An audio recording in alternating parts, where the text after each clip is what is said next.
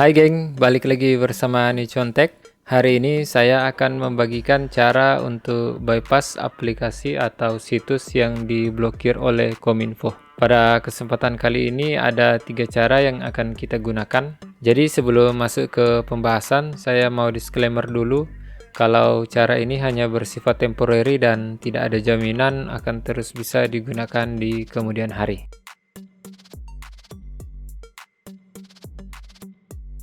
Cara yang pertama adalah dengan mengganti DNS yang kita gunakan secara manual. Nah, di sini dapat teman-teman lihat saya tidak bisa mengakses situs origin. Nah, pada situs ini sudah diblokir oleh Kominfo. Nah, caranya kita bisa mengganti DNS di pojok kanan bawah ini yang logo komputer kalau terkoneksi dengan LAN atau logo WiFi jika terkoneksi dengan jaringan wireless. Ini bisa kita klik kanan, Open Network and Internet Setting. Nah, setelah itu kita pilih yang ini, Change Adapter Option. Nah, di sini kita pilih adapter yang kita gunakan. Jika teman-teman menggunakan Ethernet, kita pilih pada Ethernet, dan jika teman-teman menggunakan wireless, kita pilih pada wireless. Ini kita klik kanan, setelah itu kita pilih pada Properties, setelah itu kita masuk ke Internet Protocol version 4. Ini kita klik, setelah itu kita pilih Properties. Pada menu Properties ini kita pilih yang ini, Use the following DNS server address. Nah, ini kita klik. Setelah itu kita masukkan DNS secara manual. Sini kita menggunakan OpenDNS, kita ketik 8888. Setelah itu kita oke, setelah kita close, kita coba di sini. Maka situs origin dapat kita akses. Namun pada cara ini ada kekurangan, yaitu kita tidak bisa mengakses Steam. Di sini coba saya buka Steam. Dan Steam-nya terhubung. Tapi masalahnya store-nya belum bisa kita akses. Kita hanya bisa mengakses library, tapi store-nya tidak bisa. Nah, di sini terlihat error. Oleh karena itu, kita bisa menggunakan cara yang kedua. Tapi sebelum itu, saya ingin perlihatkan hasil speed test menggunakan cara yang pertama ini. Kita coba speed test by Ookla. Kita go. Nah, terlihat di sini speed yang dihasilkan masih stabil. Speed di tempat saya sekitar 30 Mbps. Jadi di sini masih sangat stabil kecepatannya. Begitu juga untuk upload speednya masih sangat stabil di 10 Mbps.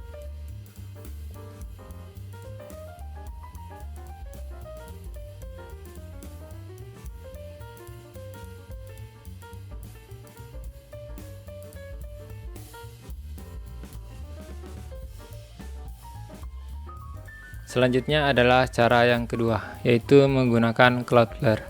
Jadi pada Cloudflare ini kita bisa kunjungi pada websitenya, yaitu 1.1.1.1, kemudian kita klik. Nah, di sini kita bisa download pada banyak operating system, ada pada App Store, Google Play, macOS, Windows, Linux. Nah, kita akan pilih Windows sesuai operasi sistem yang kita gunakan. Kita klik. Setelah itu maka akan terdownload. Kita tunggu downloadnya sampai selesai. Setelah download selesai, kita bisa klik di sini. Setelah itu akan diarahkan ke Windows untuk instalasi Cloudflare-nya. Ini kita tinggal pilih next. Kita pilih install. Setelah itu kita klik finish. Nah, setelah kita install Cloudflare-nya, kita bisa buka aplikasinya di sini. Nah, ini kita open.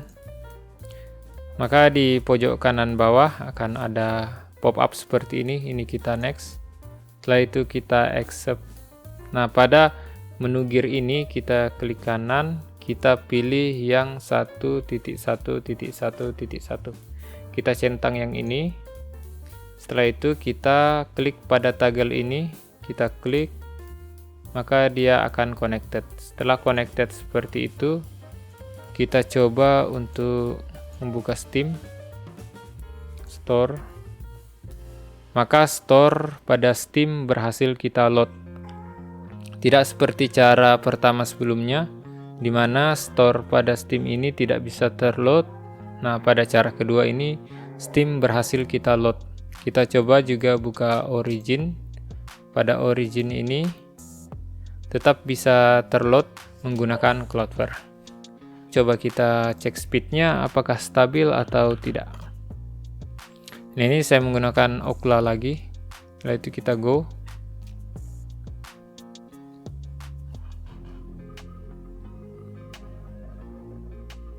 Nah, dapat kita lihat di sini speed yang dihasilkan menggunakan cara yang kedua ini masih stabil.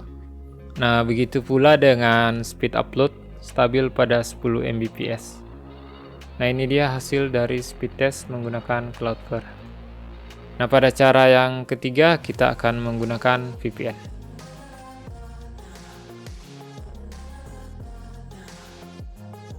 Lanjut, pada cara yang ketiga kita akan menggunakan VPN.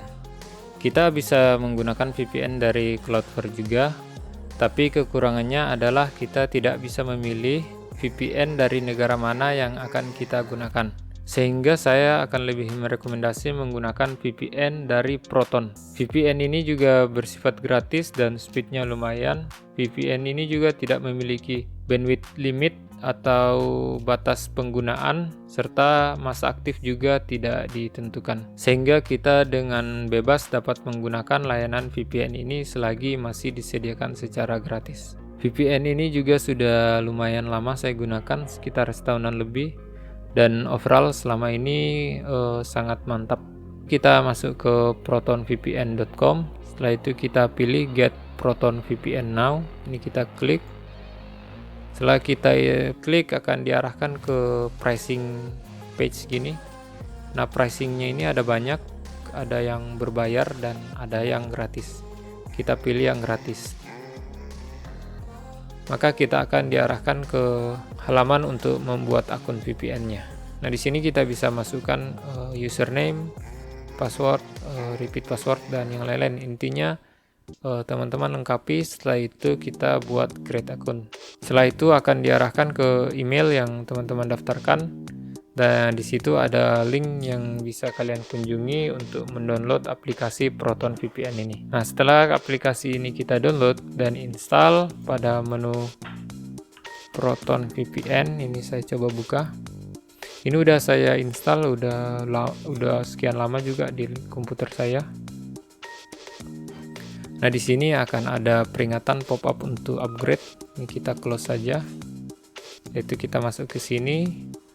Di sini ada button untuk quick connect, ada country, dan ada profil. Di profil ini ada yang fastest, ada yang random. Kita masuk ke menu country. Di sini ada Japan, Netherlands, dan United States. Kita bisa pilih dari ketiga negara ini yang mana kita gunakan. Nah, di sini ada tanda panah ke bawah. Ini adalah list dari VPN-nya. Setelah itu yang Netherlands juga ada banyak list yang bisa kita gunakan. Dan dari United States juga ada. Ini bisa kita pilih satu-satu. Nah, biar cepat atau lebih mudah, kita bisa pilih langsung ini connect. Setelah kita pilih connect, maka akan diarahkan ke halaman seperti ini yang menulis statusnya connect dan di mana. Kita connect di sini, United States. Jadi ini kita bisa minimize. Nah, setelah itu kita coba pada situs origin. Ini kita refresh coba. Nah, maka originnya masih dapat kita load. Kita juga bisa browse game. Coba kita all game. Di sini dapat kita lihat, kita dapat mengakses situs origin. Lalu bagaimana dengan Steam? Coba kita buka Steam-nya, kita coba ke store. Nah, setelah itu kita reload sini. Nah, dapat kita lihat Steam-nya juga berhasil terreload dengan baik. Lalu kita coba pada speed test.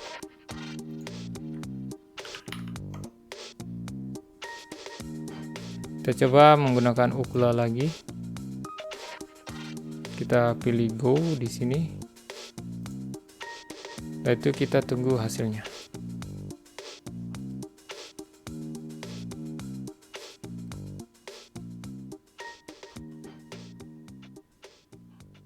Dapat dilihat di sini speednya sangat turun ya, dan pingnya juga jauh.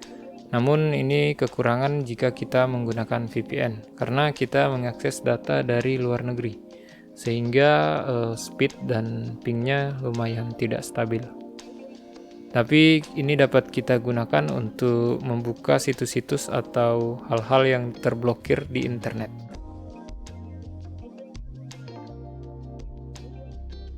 Oke, kita coba sekali lagi, apakah masih sama?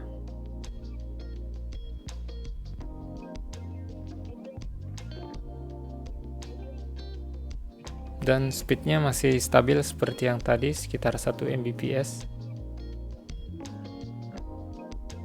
Pingnya juga nembus 500-an, lumayan jauh.